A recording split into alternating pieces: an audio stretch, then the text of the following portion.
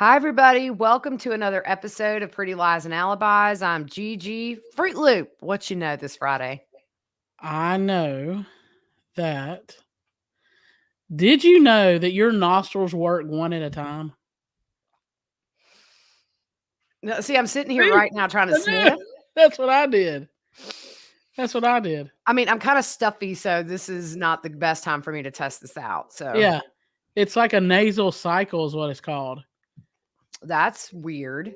Yeah. It's the reason that when your nose gets stopped up, sometimes you only have one nostril stop. Yeah. Yeah.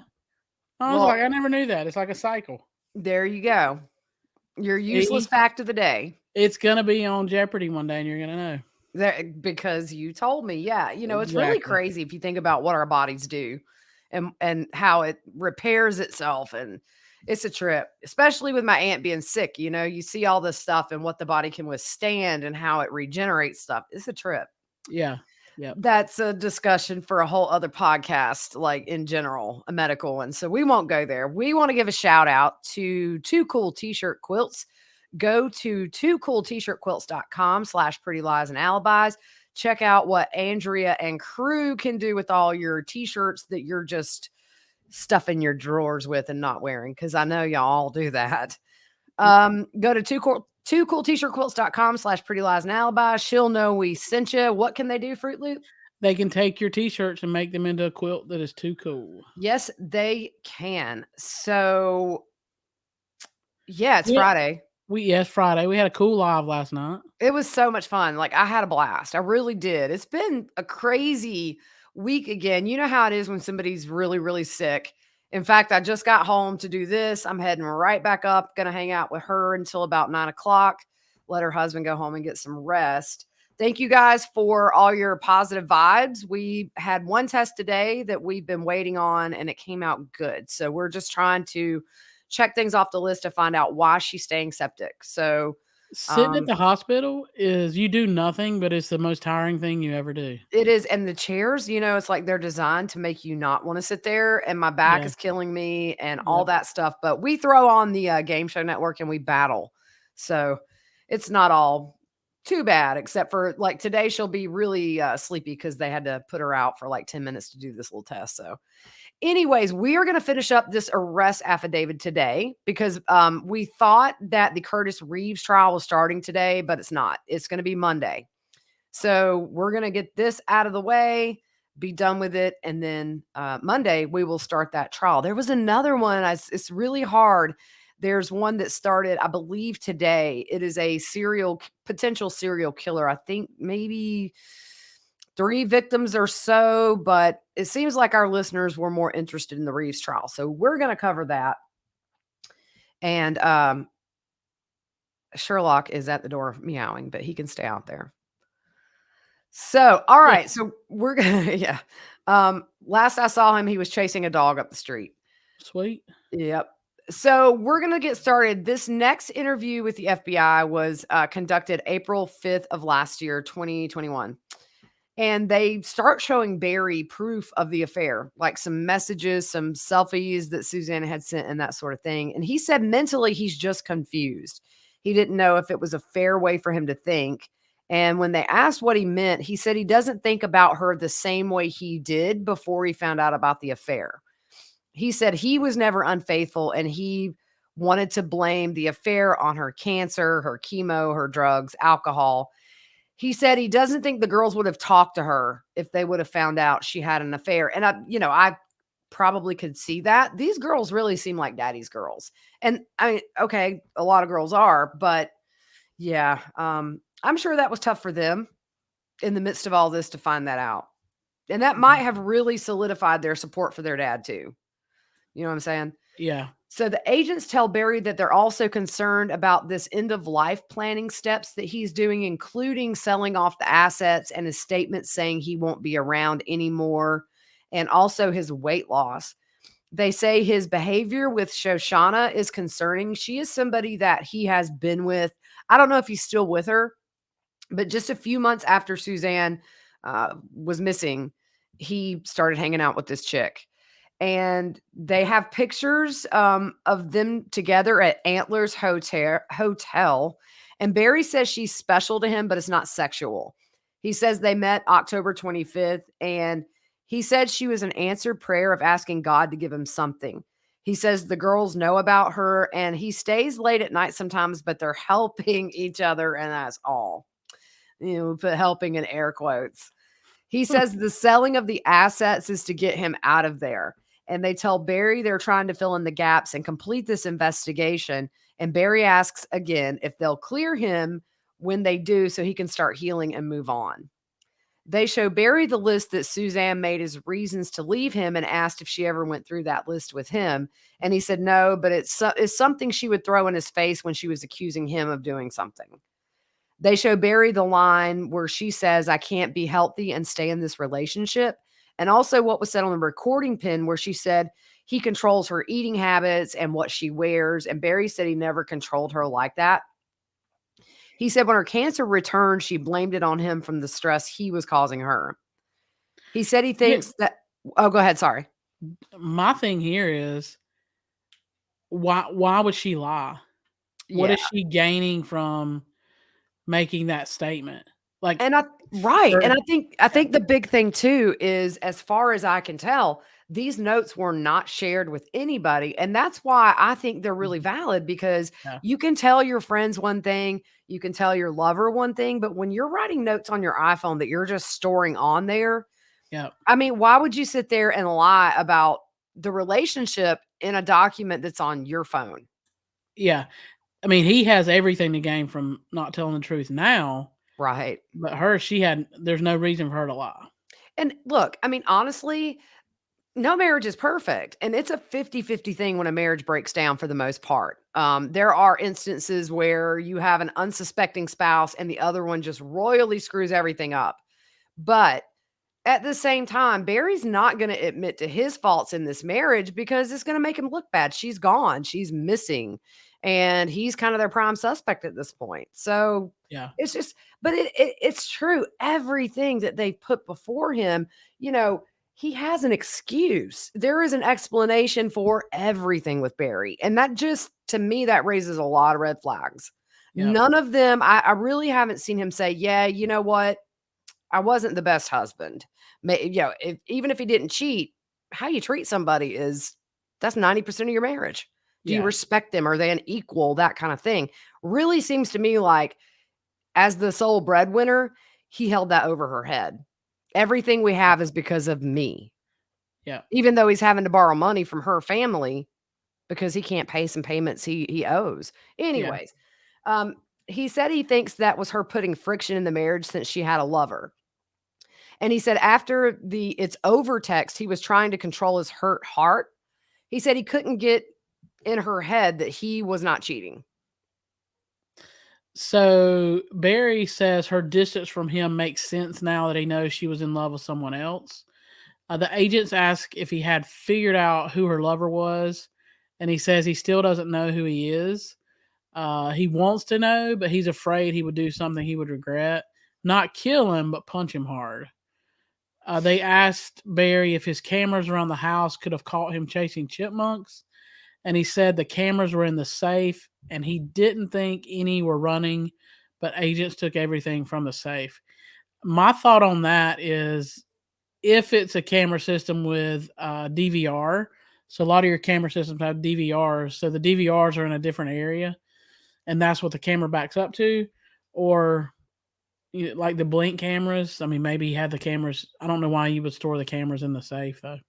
It doesn't make sense. And I don't think we've heard anything about any kind of DVR, but as we know, they don't put everything forth in a preliminary hearing. Yeah, So, did they find anything? I don't know. There's got to be something, yeah. because there's just not much solid. No, Um, you know, So Gruesing mentions the tranquilizer cap found in the dryer with Mallory's sheets, and Barry said, "I've shot deer from that little breezeway from between the garage and the laundry room, out that back door." Gruesing asked again about his phone being in airplane mode. This is what don't make sense to me. His phone being in airplane mode the night Suzanne was last seen, And Barry said maybe Suzanne took it out of airplane mode because he doesn't remember doing it. Grusing said that's odd because her phone had no activity. The whole airplane mode, there's only one reason why you put your phone in airplane mode. Yep. I mean, it's to hide your location so nobody Exactly. knows where you are. They show photos Suzanne had sent to Jeff, and Barry said she looks intoxicated in every picture. One photo, she tells Jeff she's wearing that shirt for him, and Barry reads this and says it's hurtful. This was the 22 round was for me was big. They Mhm. asked him about the 22 round by the bed, and he said it must have fallen out of his pocket when Suzanne was folding laundry.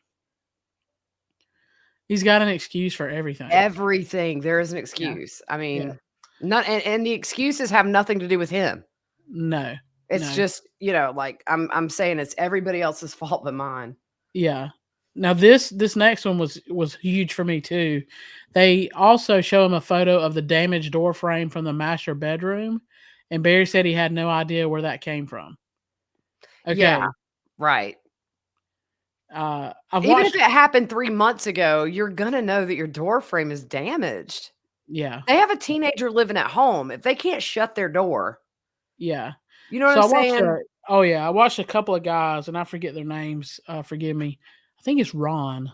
He Duty does Ron? a Duty Ron. I think that's who it was. I may be wrong, but one of them did an episode on this, and their thing was, did she get shot with a tranquilizer gun and run, locked herself in the room, and he kicked the door in? That's a really good theory.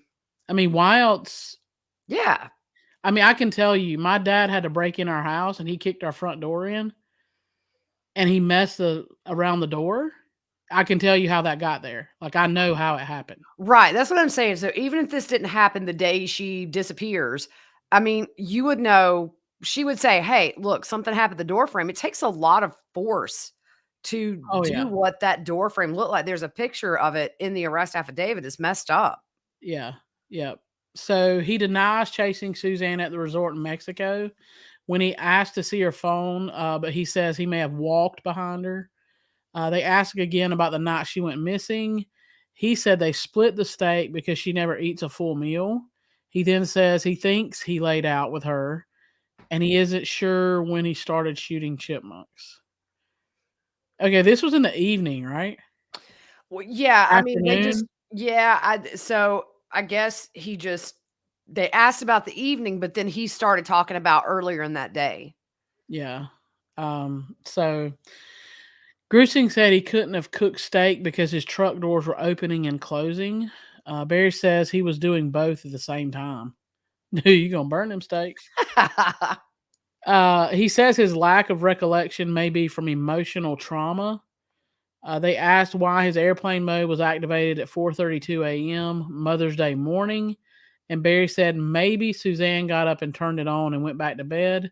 He said he doesn't have his phone with him in the shower. I'm gonna tell you right now, I am not getting my booty out of bed at like 4 in the morning to turn airplane mode on my husband's phone. What's the point? Yeah, I mean, because it's just an excuse for everything. Yeah, Again, blame her. She's not here to say, "Yeah, that's hogwash." You know what I yeah, mean? yeah. It's ridiculous. That made no sense to me. Why would she get out of bed and turn it on airplane mode? Like, there's one reason why you turn your phone on airplane mode. One, if you're flying in an airplane, and Right. two, if you're not wanting somebody to know your location. Exactly. So they show him photos from his trash run at McDonald's and ask what he was carrying, and he said probably drunk junk from his trunk. What you gonna do with all that junk inside your trunk? So he says he does remember having an old pair of boots that had a tear in them. And they asked about him pushing the trash down with his hands at McDonald's, and he said it was very full. And let me just tell you, I don't care how full a trash can is at a McDonald's. I'm not sticking my hands down to my shoulder in a McDonald's trash can. No, think about how the McDonald's trash cans are. They go in and down. It's not on top. You Yeah, know what I mean? Like, you physically have to reach in it and push down. It's I not don't open know. on top. It just, I mean, but aside from that, it's gross. I'm not Yeah. going to any public trash can. They said he was into his shoulder, pushing that evidence down. Call a spade a spade. So they show a photo showing that he pushed so far that his shoulder was in the trash can. And Barry says, of course, he doesn't remember that. They show Here's him. What? I Go don't ahead. mean to interrupt, but here's my other thing. Why I have never thrown a pair of shoes away somewhere else. Me either. I toss them out with my regular Yeah, trash at home. because he watches forensic files. They can take that soil from the bottom of those boots Yep. and they could tell you where it came from. And who knows, maybe they would find her body. Just saying. He ain't dumb. If you watch forensic files, I mean, clearly it's paid off. We ain't found her. So they show him a photo of an operating manual for a game camera, and Barry said it was just a cheap camera. And the agents say they didn't find that camera in their search. And Barry said he doesn't know what happened to it. He said he couldn't get it to work because it was junk. They asked when he bought the camera in relation to when Suzanne went missing, and he did not know. They mentioned that Suzanne's purse with everything was found in her car, and they doubt that she chose to disappear. And Barry said he never thought she would disappear, although he has said that pretty much every interview that maybe she just left. They talk about the photos of nude women and sexual encounter dating sites found on his phone, and he said it could have come from pop up images. He said he told Mallory and Macy about the affair and they did not take it well. They cried and they were angry. And I think that's probably the truest thing that he said this whole time they've interviewed him. They asked why he was texting Suzanne's phone from July to October after she was missing, and he said just to make himself feel better. He said he assumed agents had the phone, but just in case they didn't, he texted in case she could see them. And here's my point. If he thought maybe agents had her phone, he wanted to seem like the concerned husband who was still pining for his missing wife. They Here's my asked where Barry. thing. What? It's it's a dumb criminal. It really is. But then you say that, and then you think, but how dumb? Because Yeah. I mean, I think the man is guilty as sin. But I've said this about every episode. I'm concerned to get 12 people to agree with that. Yeah. My thing is though, why make that statement? Even if that's why you did it, Yeah. why say I assumed agents had the phone? Like, I would say I miss her and I love her. And in yeah, the remote chance she is alive and well and has her phone, then I wanted her to, you know what but that's not yeah, what it is. It's all for yeah, show. yep. So they asked where Barry would look for her phone, and he said in the river. The investigators say the helmet and the bike being so far apart indicated it was staged and it was a diversion that indicated foul play to them, and Barry agreed with that. So on April 22nd, they tell Barry they've concluded that Suzanne was not conscious the evening of the 9th and the 10th, and Barry agrees.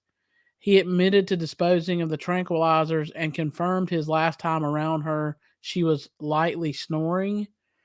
He said he was looking for a turkey on the property on May 9th, and he knows it makes him look bad, but says it's in God's hands. Agents tell him when Barry answers with, I don't recall, it means he is lying because he answered almost all of the audit questions with that phrase. They want to discuss the audit they did. They ask where the $30,000 from the GoFundMe went and if it was used to pay for the purchase of the Longhorn Ranch property. And Barry said he doesn't remember where the money went, but he paid a worker and paid a lot of things out of that money, but doesn't remember what a lot of it was. That's sad. I wonder if any of that money went for anything related to Suzanne. Probably not. Yeah. So Barry said if Suzanne would have sat him down and said she had found love elsewhere, he said we don't need to get a whatever. If this is what you want, I don't want to be with you if you don't love me. I want you happy. He said he would have wrote her a check for half and let her on her way. So I put that there because he started that sentence. We don't need to get I assume, divorce. And then he changes his whole thought process that he's going to be the understanding spouse and say, Yeah. hey, if you don't love me, I don't want to be with you. Here's a check for half your money. The reason I put that there is very telling because if you remember I think the last episode we did, he says he didn't believe in divorce. Yeah. Suzanne knew he wouldn't allow a divorce, Yeah, essentially. if you marry me, it's forever is what he said. Right, very Yeah, possessive. I mean, look, I know yeah, when you're married, you're committed and all that, but I'm telling you, the whole motive for this is the "I'm done" text. I think that yeah, sealed her fate, unfortunately. yeah. So he said Suzanne was living in sin and Satan can put blinders on anyone, and he knows what it looks like on the outside when people get wind of her affair. He said the relationship was special until she fell into sin, and he doesn't know why she did what she did. Grusing brings up Barry talking about Comey and Hillary Clinton saying the I don't recall when they didn't want to lie. And Barry says he doesn't trust Comey and Hillary. And if they're twisting what he said to implicate him as lying, but when he says he doesn't recall something, he doesn't recall it. Okay, I can tell you Barry is one of those people I would hate to be around because look, I don't do politics anymore. It's just pointless. But when you're talking about your missing wife and you start bringing politics and whatever party you don't like into it, like that's just moronic. Yeah. Yeah. What's Hillary So, Clinton got to do with Suzanne? yeah. Yeah. Nothing. Like she's still missing. Right. Like she's missing. They're hunting her. Um, so Grusing and Harris as two men of integrity. All about fail. This is what Barry says. Barry says that Grusing and Harris are two men of integrity and honest, God fearing men, and then says that he hopes agents will see him in the same light because Barry thinks us three are a lot of alike.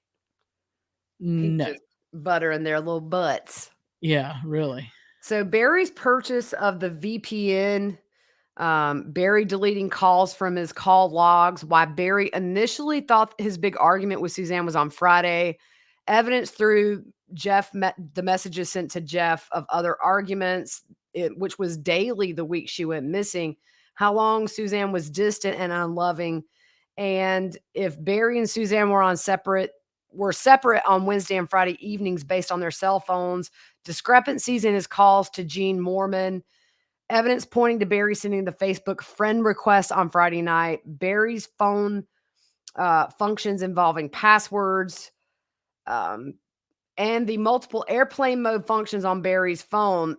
That's kind of a summary of a lot of the things that really investigators kind of went to the DA with, I yeah, believe. and it's a long list. Yeah, and they show him the GPS from Saturday and say it looks like he was in the woods on foot, and Barry said he may have been looking for turkeys because he said, excuse me, one of his daughters had shot a turkey and they never found it, so apparently he would go in the woods to see if this turkey had an arrow sticking out of it or something. He said during Okay, this I hate to tell you, she shot a turkey. It ain't no longer there. no. Some other animals done dragged that thing off. Right, and this was during the time that he claims they were eating the soup that Suzanne made. When asked about the folders that were burned in the fireplace, he said he and Suzanne were cleaning out file cabinets that week. He does not recall her having a leather journal, which is odd because even the daughters who do not sleep in that room said that journal was always by her bed. Barry said the tranquilizer top in the dryer makes him look bad, but he said he didn't fire the tranquilizer gun that day. When they asked what kind of tranquilizers he used, he lists three different kinds. He says he doesn't recall if he disposed of the chemicals that day. He admits he fills the tranquilizers himself and does not use a vet. He said the last time he used them was at the end of April 2020. He Then admit why is that cap in there? Yeah, no, because I totally think it's valid what the DA is Yeah. alleging as far as how she died. So Barry admits to submitting a ballot in Suzanne's name in the presidential election, saying he did so because he wanted Trump to win. He said the other guys were cheating and she planned to vote for Trump anyways. They told him that was illegal, and Barry said he didn't know you couldn't submit one for your spouse. Well, yeah, she's missing. Okay, dude. Yeah. You can't do that. It's not like she was working that day and couldn't go. Right. Like, Can you drop this at the post office for me? Let me sign my name. I think he yeah. I don't know if he, I don't know. I don't know if there's a signature there or not, but he said one of his daughters thinks that Suzanne is still alive and just left. He said this is in God's hands and that God allowed this to happen. Well, I tell you, he thinks the devil or Satan or whatever is just like singling him out. I think the devil's got better things to do than single Barry Morphew out. He Yeah. said he thought he would be cleared in 2 months, and this isn't good for him emotionally, physically, and spiritually, and maybe God did this to protect the girls from heartache. Barry asked what's next, and they say that at this point, it's up to the DA. So next we look at the tranquilizer consult. So agents consulted with a field vet about the tranquilizers. She said a person of Suzanne's size would be sedated in about 8 to 12 minutes and complete sedation in about 2 to 8 hours. The dart would be painful and it would take 2 to 3 minutes for her to start feeling drunk, wobbly, and unstable. It would hinder breathing and breathing would sound like a snore. An initial dose could be fatal, and the second dose would likely cause brain damage. To be used legally, it has to be prescribed by a vet. The Telazol mentioned by Barry to agents should only be used by licensed vets. It is used to sedate bears and will last up to 8 hours. The vet was surprised any civilian would have that. So the agents received a tip December 16th that Barry was intimately involved with a woman named Shoshana. She was interviewed the next day. She said she met him in October of 2020. She cleaned his neighbor's house and met him by chance at the dumpster. Dude, him and that trash. It's Man. a dumpster fire, this whole case. Sheesh, I know, right? She said they're not romantically or sexually involved. She deleted items from her phone in front of investigators, possibly a second number for Barry, and was evasive in answering questions. She said she called CBI tip line in May of 2020 to report strange vehicles in the area around the time Suzanne disappeared. She said people tell her she resembles Suzanne. From December 2020 to April 2021, numerous residents of Salada have reported they were in a relationship, and it was reported as early as July of 2020. The FBI had a pole camera installed, and it captured Barry's truck consistently coming and going from her home, often between 9 and 11 p.m., and sometimes would stay through the night. They're just helping each other. Yeah. They also checked into a hotel February 12th, 2021, and checked out on Valentine's Day. Barry carried her luggage and she had a bouquet of flowers. His phone was off or in airplane mode during most of this trip. So that finishes up pretty much the arrest affidavit. There were some interviews with other people, but the main stuff we talked about at the very beginning of the series, it wasn't really anything that we hadn't already heard. Yeah. Now, I'm going to be honest, I don't know much past this arrest affidavit. I just haven't had time to catch up on a lot of the stuff. I mean, I know that he was arrested. I know that at the preliminary hearing, the judge said there just was not enough evidence to hold him without bond. So he's out on bond and awaiting trial. So we're going to maybe do a little bit catch up where we can, before he goes to trial, kind of go from the arrest affidavit to now. There's a lot of just gossipy stuff. And I mean, honestly, like, I don't care about that kind of stuff. Like, I just care about the facts of the case. Mhm. So, anyways, now we have done this case and we are caught up. So I'm glad because I've wanted to know more. And man, it was a booger to Yeah. kind of get a grip on. But Yeah. anyway, so we appreciate you guys, and share our podcast with your friends or subscribe to us on YouTube. And we will see you back Monday where we will start this Curtis Reeves trial. You guys have an amazing weekend.